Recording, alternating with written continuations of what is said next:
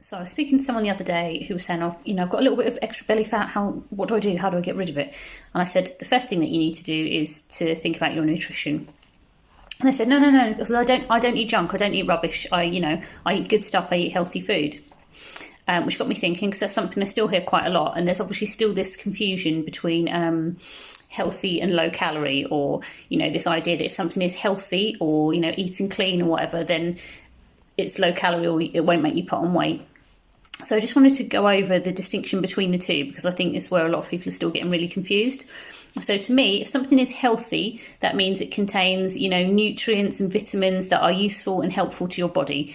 Something being healthy has got nothing whatsoever to do with how many calories it contains. So for example, we know that avocado is something that is absolutely brilliant to eat in terms of the nutrients, the vitamins, the fats in there that help produce the bad fats in your blood. So avocado is really, really super healthy and good for you, but it is also super high calories. So you have to be careful with how much avocado you eat. So that's an example, a prime example of something that is healthy, but eating a lot of that is not going to help you to lose weight or body fat.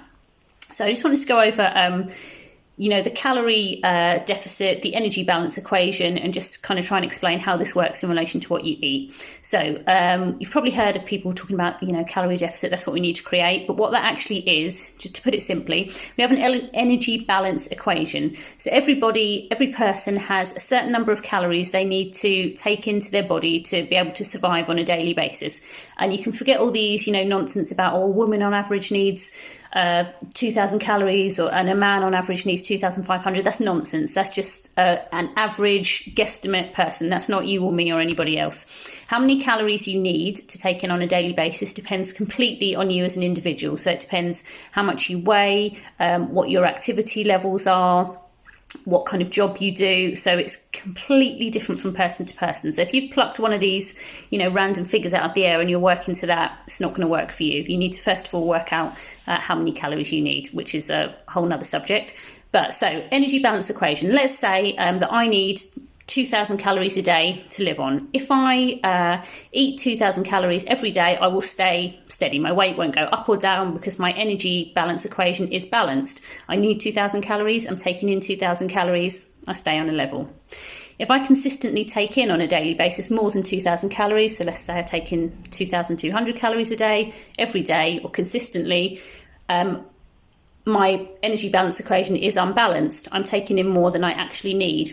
And now we know that the first law of thermodynamics tells us that energy can't be created or destroyed. It just has to be transferred into another form of energy. So if I'm taking in 200 extra calories a day, my body is going to store them, is going to turn them into fat in my body.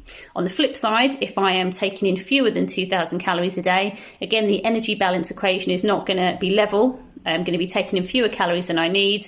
My body still will need 2,000 calories a day to survive on. But if I'm only taking in, say, 1,800 from food, it's going to take those extra couple of hundred calories from the fat reserves, from the stores in my body.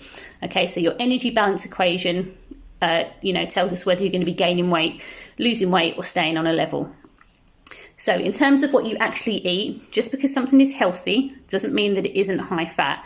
So if you have excess body fat, if you're still exercising and you're thinking, why am I not losing weight? You do need to look at what you're eating. It doesn't necessarily mean you need to change the types of food you eat. It might be your portion sizes. It might be that you're a little bit confused about if something is high calorie or low calorie. But the takeaway message from this is, don't assume because you're eating healthy foods or clean foods that they're not high in calories.